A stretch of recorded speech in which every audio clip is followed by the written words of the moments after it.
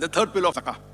Every rich person who has a saving of more than 85 grams of gold, more than the nisab level, should give 2.5% of his saving every lunar in charity. If every rich human being in this world gives zakah, charity will be eradicated from this world.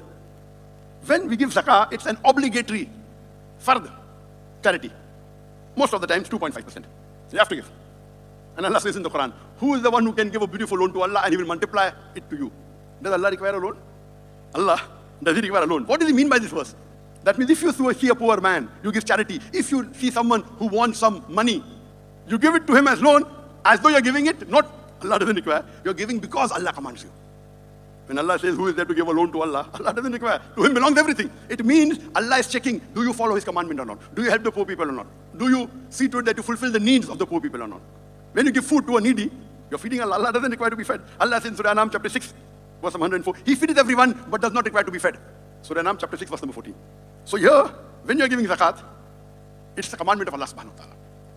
And I say, zakat is fard. Additional charity is mustahab. It is mustahab. So minimum, if you give 2.5%, it is your minimum Muslim. But if you give more, you're a better Muslim. And I tell the people that zakat is fard, but try and give more charity.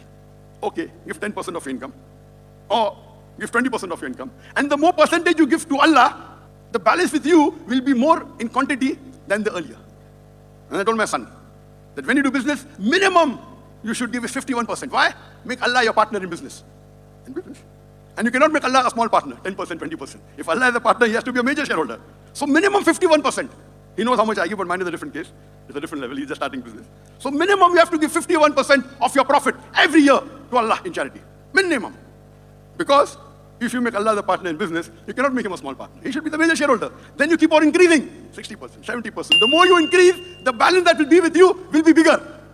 I remember that in Bombay, where I lived more than 7 years back, I used to pray to Allah subhanahu wa ta'ala that, Ya Allah, let my life and wealth be sacrificed in the way of Allah.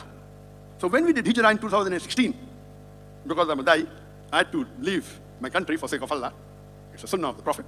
What we did, all my wealth went away. Hundreds of millions of ringgit. We left it. I prayed to Allah, Ya Allah, you fulfill half my dream. I'm waiting for Allah to fulfill the next half. My wealth is gone. I'm waiting for my life to be sacrificed.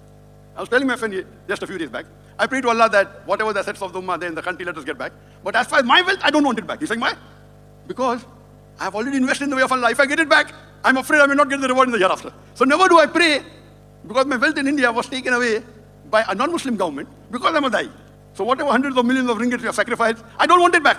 Because I know in Akhirah, I'll get minimum 700 times or more. So this is the implication of Tawheed, that if you have faith in Allah subhanahu wa ta'ala, you're not bothered about wealth, you're bothered about Akhirah. Allah says, if you strive for dunya, Allah gives you dunya. If you strive for Akhirah, Allah gives you Akhirah and dunya both. Within the next few years, we did businesses, Allah got part of the wealth back to me, not from India. I'm a Dai, full time for the sake of Allah. Maybe 2 hours a week, 2-3 days a month I do business, and Allah blesses me.